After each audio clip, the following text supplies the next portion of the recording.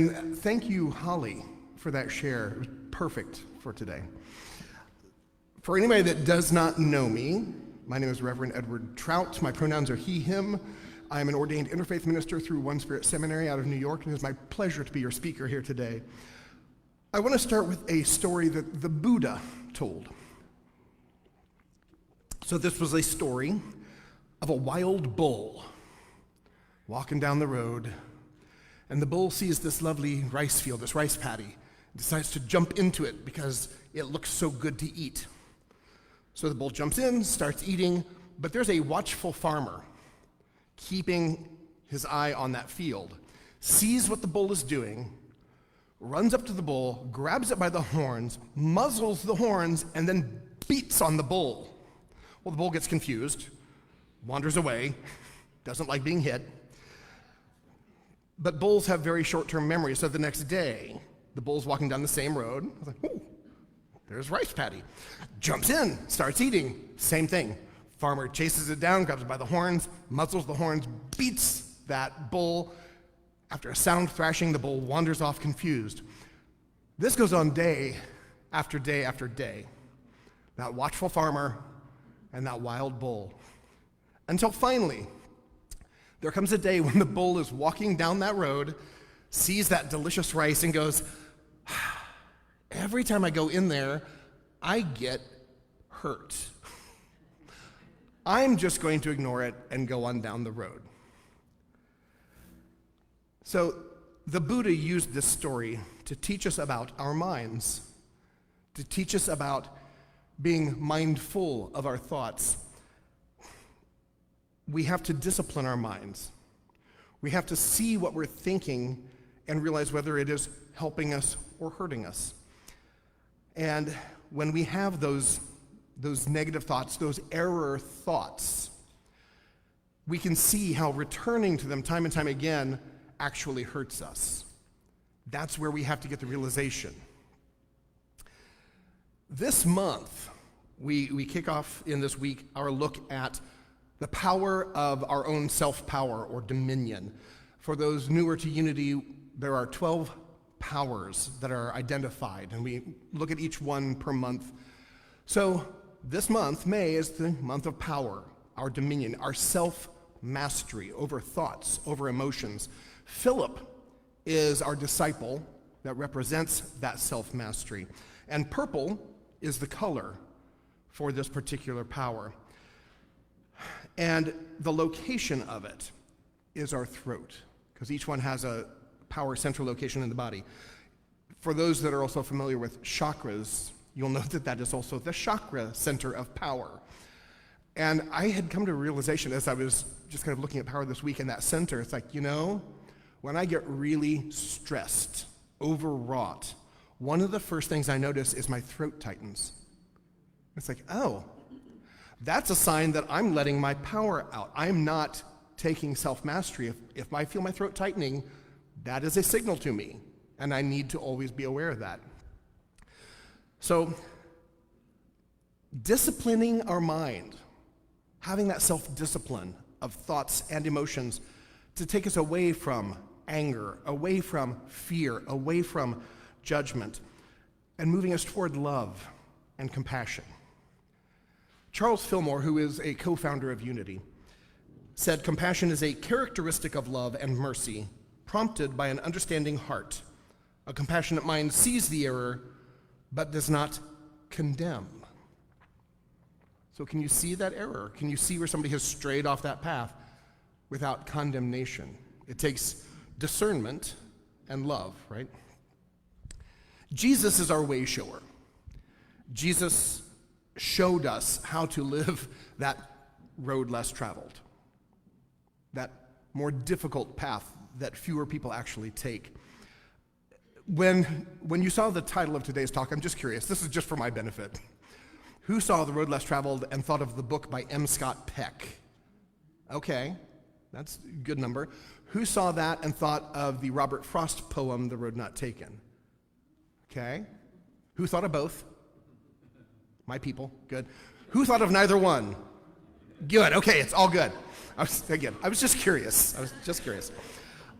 Both Both the book and the poem are actually still pertinent to today. If you're not familiar with the book, it came out in 1978, and it's a description of the attributes that we all really should aspire to in order to live a healthy psychological and spiritual life. And the book consists of 4 parts. The first of the parts is about discipline, disciplining our minds, which M. Scott Peck considers essential for emotional, spiritual, and psychological health. And he describes that disciplining as the means, this is a quote, the means of spiritual evolution. If you want to evolve spiritually, the first thing you have to do, and the thing you have to continue doing, is disciplining your mind. Because the worldly mind will just chatter and run amok. You've got to put some reins on it. There's a section where he talks about discipline, saying, we cannot solve life's problems except by solving them. Idiotically tautological or self-evident, if we are upset, we want to say this problem was caused by other people or by social circumstances. But we can't change the other people. We change us. We always want the blame to be somewhere else, because other people are doing things that really hurt or annoy or bother or anger us or cause fear in us. I change me, right? I can't change you. But how do we discipline ourselves? How do we get to that point? It is ongoing work. Jesus did take a lot of responsibility, did take charge of his own, even when he was effecting changes. How did Jesus show up with compassion and with a disciplined mind? What are your thoughts? How did he show up that way? I don't know, Ed. Yes, Crystal. He spent a lot of time in prayer. Absolutely. Going to that higher place very often, going up the mountain, right? Both a physical and a psychological and a metaphysical sense of higher place. Anything else? What was that? He dealt with sinners very differently. And what did you have, Greg? Building on that. Yeah. He looked for opportunities to make those connections. Yes.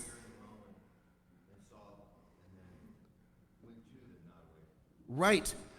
Healing the lepers, curing the blind, the woman at the well, all of these opportunities to step forward and dealing with sin. That is a huge thing. Again, for those that are less familiar with unity, sin, we are often taught, is this weight of us that draws us down to hell after our death. No. Sin is an error. We're human. We make errors.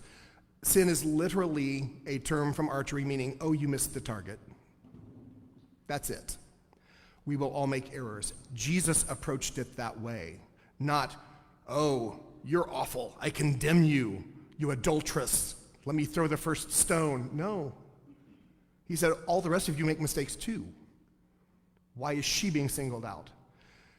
It's an error. That's how we also have to look at others and ourselves. For me, it's actually easier for me to look at others that way and go, oh, you're human. You made a mistake. It's okay.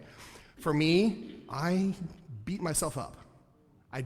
So often I don't like being human when it comes to making mistakes and letting people down. So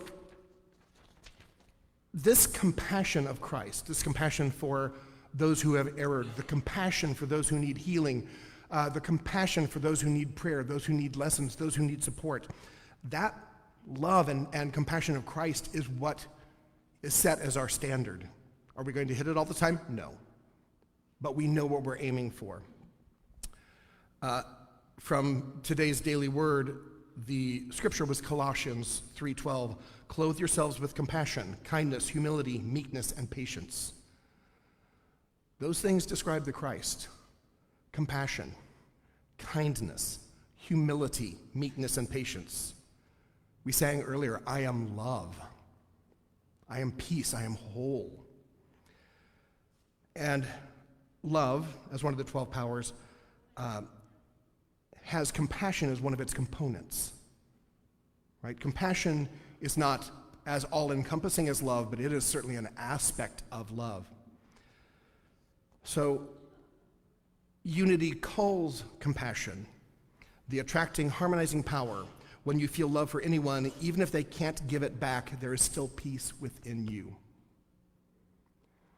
Compassion, feeling that love for somebody even when you get nothing back. That can be hard, right? I know many people in this room have a servant's heart, and many people also have given and sometimes end up getting used, right?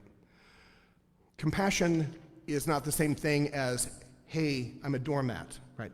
Compassion means I feel the love for you, but you can recognize when someone else is making the error without judgment, without condemnation.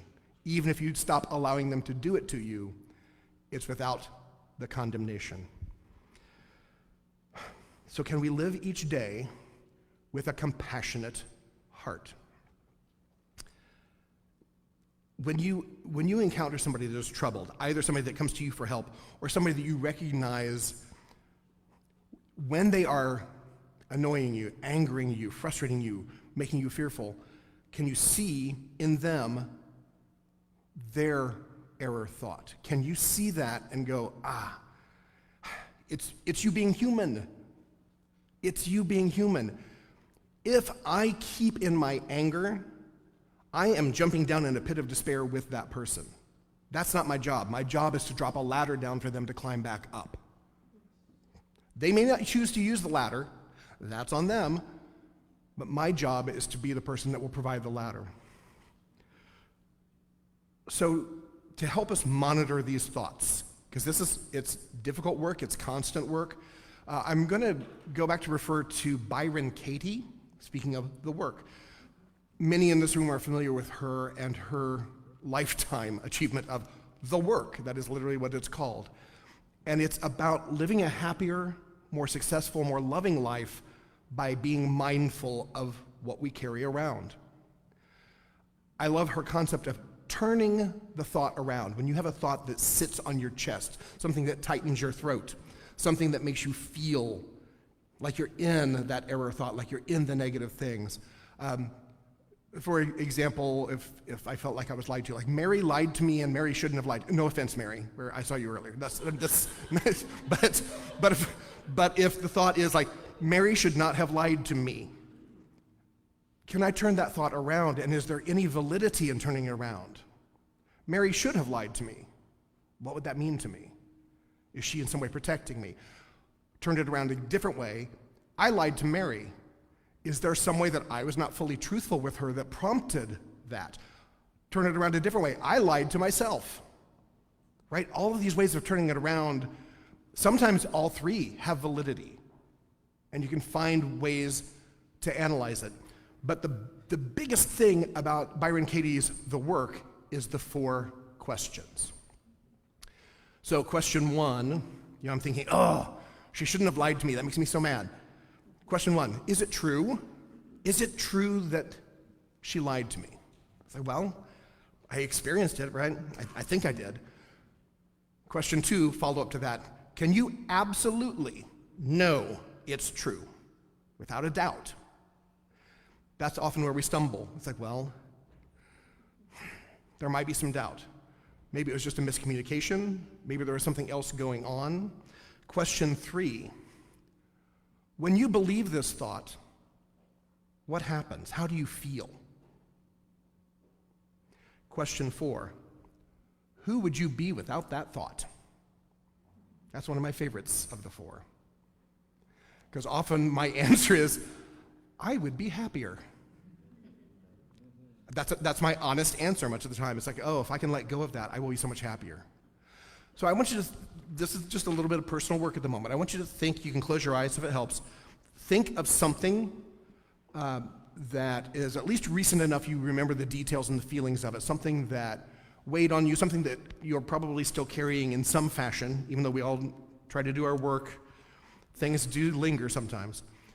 So think of that thing, and if you were going to put it in a statement, something as simple as, Mary lied to me, or something as simple as, I felt excluded, or whatever it is. Make it a simple statement, the who, the what, the where. And once you have your statement, I'll give you just a second. Once you have that direct statement in your head of what happened, whether it's like geopolitical or whether it's your neighbor, I want you to ask yourself, is it true? Yes or no? Is it true? And don't just dismiss it quickly. Really think about that. And if you're still in the camp of it's true, can you absolutely, without any shred of doubt, know it is true?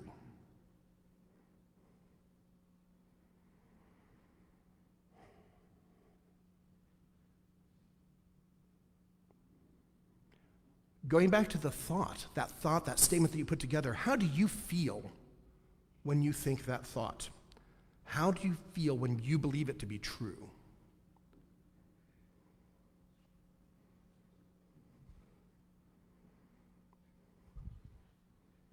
And finally, who would you be without that thought? If you got rid of that thought, who would you be?